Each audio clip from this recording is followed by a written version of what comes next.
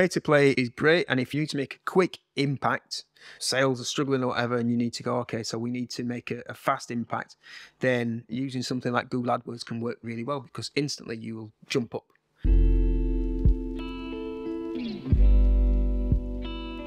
What's your thoughts around organic versus paid? You can pay to play, and if you pay to play, you've got guaranteed positioning and never guaranteed results. So you can pay to be number one on Google, you can to be found by your prospects on LinkedIn. What you can't necessarily do is force them through the funnel.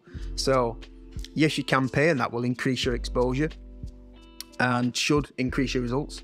The thing with the paid element is you really do need to watch all your stats and your data and what you're paying for all these leads, because all these tools are great, but they're really easy to suck away all your cash. It's a really easy way of spending a lot of money and getting no results. So pay to play is great, and if you need to make a quick impact, sales are struggling or whatever, and you need to go, okay, so we need to make a fast impact, then using something like Google AdWords can work really well, because instantly you will jump up. Whereas the longer tail element, search engine optimization and organic posting, take a lot longer, but the results for that effort are more sustained. If I can get you to rank number one for a critical search for your website using organic search engine optimization, that is a lot harder to move than if you're doing pay to play. So if you're paying for position one on Google for your term, as soon as you stop paying, you're gone. So the organic route is harder, it's a longer route, but ultimately it pays off. Again, it's, as we talked about earlier, it's that consistency. So over time, if you build up your website with great content so that it ranks for loads of terms organically, Sure. It's much stronger, or can be much stronger, than paying to play. But there's a balance, and I think it should be used strategically. So if you're ranking highly for something, then probably don't pay for it. And if you're not ranking, then maybe pay for it. But it's not a silver bullet. It's not something that will cure all your ills. And also, for a smaller business, you have to be really aware that you have to have enough budget to play in that market.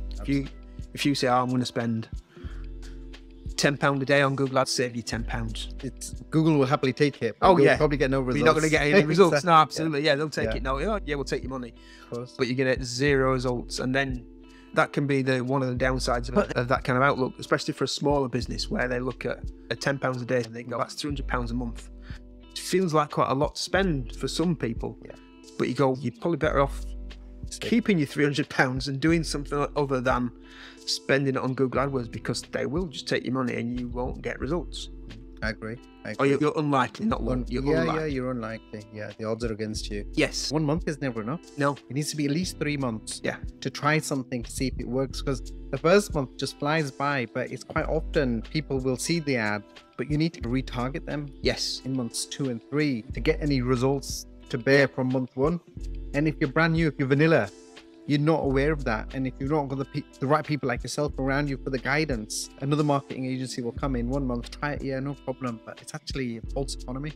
And that's the reason that we tend not to work on projects for that kind of period. We always say it's minimum 6 months, because it takes that long to build up that consistency, to get the messaging right, to do the test and learn about, okay, so we've used a load of keywords and a load of adverts for this campaign.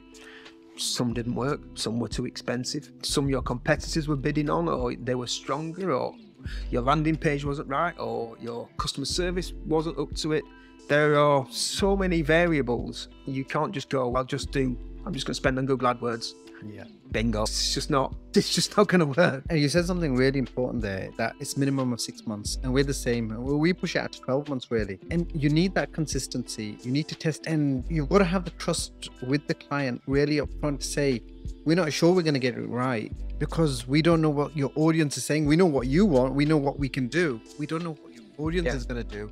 So there needs to be an element of trust to say, look, we're going to stay within this framework of messaging, content, and your audience, but we're going to try lots of split tests. Yeah. And we're going to keep doing that again and again till we start to find, that works. And then we can build on it. You need time. You can't do that overnight. Yeah. And again, that comes to, again, what we talked about, what we mentioned earlier about how things have changed and how speed has become the thing. But speed and time aren't the same thing. Of course. So yes, we can produce something for you, and yes, we could get an AdWords campaign out for you tomorrow, and we can get it up and running quickly. But it still needs time, because humans who are buying the stuff need time. It's that thing of how many you need to, a customer needs to see your message at least 8 times, and I'd suggest it's even more than that. And before they will take an action, they'll see something, oh, that's interesting. Yeah. I'll look at that. Yeah. Oh, it's that again. Yeah. Oh, it's that again. Oh, right, now I really need it, but I'm not really, but kids have just come in from school or whatever. And it's that consistency over time, and lots of different touch points as well. So they need to see you on Google Ads, but then they need to notice you on maybe on social media at the same time, or if you have the budgets on TV or on the high street or past your store, and so a purchasing decision for anybody is really complex. And even as a marketer, you can't drill this down to just put Google AdWords up. They may look at reviews, they may want to speak to a salesperson, they may want to watch you on YouTube, they may want to look at your video. There are so many elements, and although as marketers we can measure lots of things, it's easy to get carried away with the measurement. Yeah, because people's lives are so complicated. Their buying decisions are so complicated that you need to have lots of touch points. People will react in all sorts of different ways. You need to be omnipresent. Yeah, and that's tricky. It really is tricky. But that again is why I wouldn't suggest you go everywhere or do everything, because most companies, unless you're a large company, just can't be everywhere. So focus on your customer where they are and keep that at the top of your mind. What are the customers doing? What should we do to speak to our customers? Yeah. Your customers are not everybody.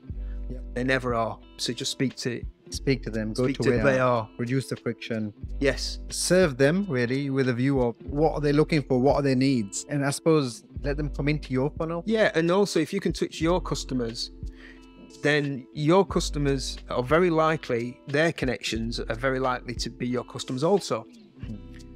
And if you do a good service, a happy customer will tell lots of other people and go, oh, I've got a really good service from X company. Yeah. You should speak to. Again, that's another part of this marketing mix that you can't really pin down on.